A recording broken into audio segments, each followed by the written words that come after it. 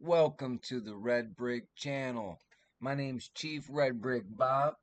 I just was listening to an article, reading an article rather, about New Zealand, and they're going to stop cigarettes across the board there in that country. And I thought about Eli Buchanan, who lives out there in Ginger Grand. Well, Ginger Grand lives out in Cleveland, Ohio. So I thought I'd make this little video here talking about Cleveland and thinking about Ginger Grin and Eli Buchanan. So here we go, folks. We're gonna start this little um, reel here and make some noise. So, like I was saying, uh, Cleveland, 1903, beneath the surface. Okay, in 1903, during preparations for what would become Cleveland's grand civic transformation, known as the Cleveland Group Plan, crews began cutting into the earth beneath downtown. Officially, history tells us Cleveland was founded in 1796, a frontier settlement that slowly grew into an industrial powerhouse. But here's the tension, okay? Reports and later retelling describe workers encountering deep limestone chambers, vaulting with geometric precision, and stonework bearing Greco Roman style columns and carved elements that felt more aligned with old world classicism than rough frontier construction. To a meltologist, that isn't just an excavation, it's a fracture in the narrative. The mainstream historians would point to practical possibilities: 19th century basements and sub basements, sewer or utility infrastructure, imported neoclassical design elements common in the late 1800s, fill layers raising street grades over earlier constructions. Oh, let me get that out of the way here. Cities frequently elevate streets over time. Entire lower floors of buildings in the 1800s were sometimes buried when grades were raised for sanitation and drainage improvements. That's documented urban development.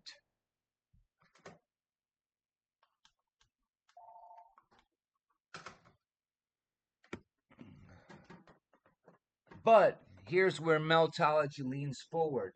Why the precision? Why the limestone chambers at depth? Why reseal sections before full documentation? Why does classical symmetry appear beneath what is officially described as a young industrial city? To the meltologist, um, this pattern echoes something bigger. Not isolated anomalies, but fragments of civilization reset. Meltology proposes that what we call frontier America may have in, may have inherited, not built from scratch, parts of an older technologically advanced architectural world. The classic style beneath Cleveland would not be rival, it would be remnant, not imitation, inheritance. The resealing, and then comes the part that fuels speculation. Deep sections reportedly closed off, limited photography, minimal detailed public record. Was it routine engineering, structural necessity, or narrative containment? This is where disciplined inquiry matters. There is no verified archival record proving a lost ancient civilization under Cleveland. But the pattern of buried architecture across multiple American cities, substreet windows, filled lower levels, massive stone foundations, continues to raise questions for those looking closely. And that's what we do. We look very closely. So the meltologist perspective, a meltologist doesn't leap into fantasy. A meltologist asks, why do we assume progress is strictly linear? Why do we assume 1796 equals beginning? Why do we assume every classical structure was consciously copied rather than inherited? If a catastrophic event reshaped landscapes and urban centers, fire, mud flow, liquefaction, what would remain? Stone vaults, foundations, geometry, exactly what excavation crews sometimes encounter. The crime scene lens. When meltology says we live on a crime scene, it doesn't mean chaos, it means amnesia. If advanced masonry predates the official timeline in certain areas, the question isn't conspiracy, it's continuity rather. Where where we were told the full story of America's architectural inheritance, or only the chapter that begins in ink. My closing reflections on this is Cleveland 1903 stands as one of those moments where shovel met stone and the ground whispered something older than the textbooks. Whether the explanation is buried infrastructure, 19th century engineering, or something deeper, one thing remains true. The earth keeps receipts, and meltologists keep asking, and we keep asking, and we keep asking over and over the same thing. And I'll tell you what, those people that were digging it up all disappeared, folks. Then we had orphan trains running all over the place. So what's up with that, huh? Now we got a better understanding of where all these orphans showed up for. You can't keep people around who dug it up and say, hey, you didn't build that. We dug it up. See what I mean? So it really makes you think, don't it, folks? And that's my whole point. And so we stand there, dust in the air, limestone beneath our boots, and a question hanging heavier than the vaults below. Cleveland, 1903. Shovel strike stone. Not crude frontier, but symmetry, precision, geometry that whispers of memory, not improvisation. Maybe it was just infrastructure. Maybe it was just raised street grades, or maybe it was inheritance. Meltology isn't about fantasy, it's about pattern recognition. So, what do we ask? History is written in books, but truth is written in stone. And stone doesn't lie. So keep looking, keep questioning, keep measuring what they told you against what your own eyes can see. Because if we really are standing on layered chapters of forgotten world, then the excavation isn't just in the ground, it's in the mind.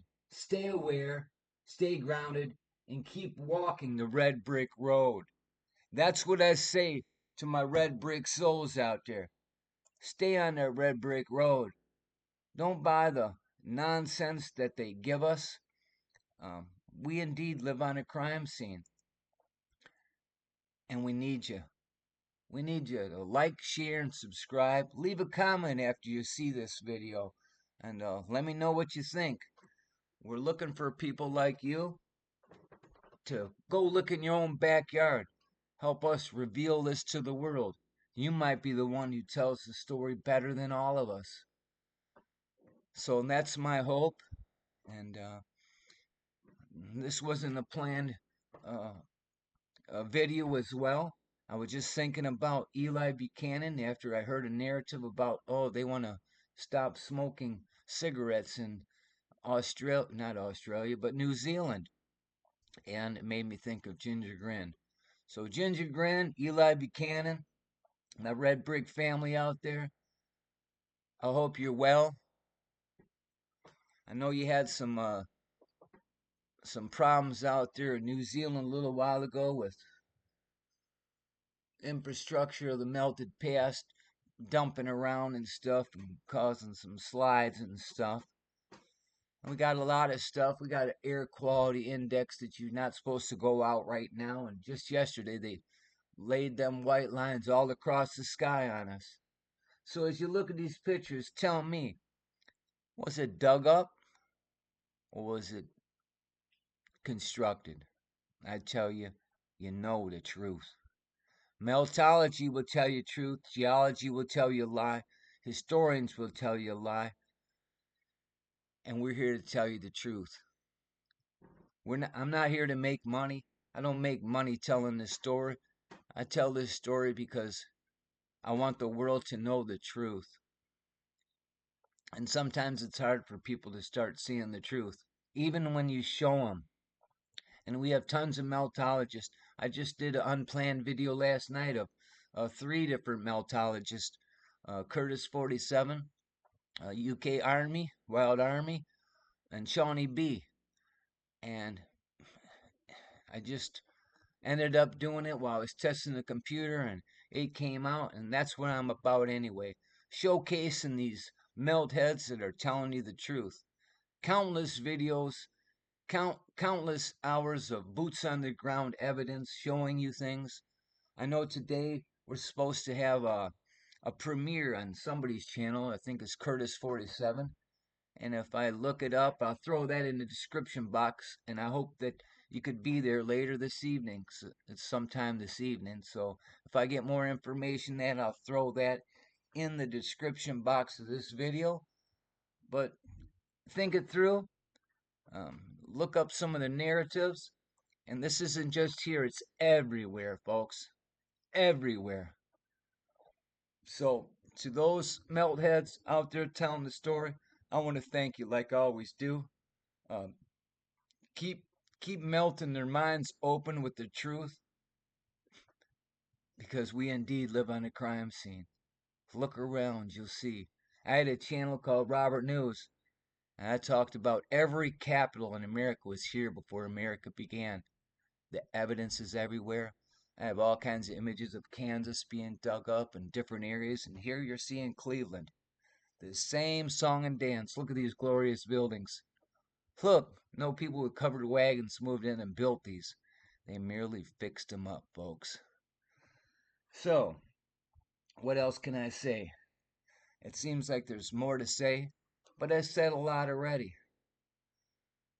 So, I thank you for watching. Love your neighbor like you love yourself. And we'll catch you next time. Perhaps later today. Maybe I'll do a live, because I got to stay inside according to the meteorologist of this realm. But look at that tech up there, huh? Gathering electricity from the ether. See, that's what you're seeing there. These towers and cathedrals and capitals. Ka, where the soul resides. Ka, energy. Ka, the bronze top. They meter us, folks. They meter us for energy every day. They meter our lives. It doesn't have to be this way. Can we change this realm? And always vanilla skies. Always vanilla skies. So, turn off them TVs and tune into these red brick channels. Peace! We out of here. Catch you next time. Hope things are well, Eli. Ginger Grin. Thinking about you. Turn them TVs off.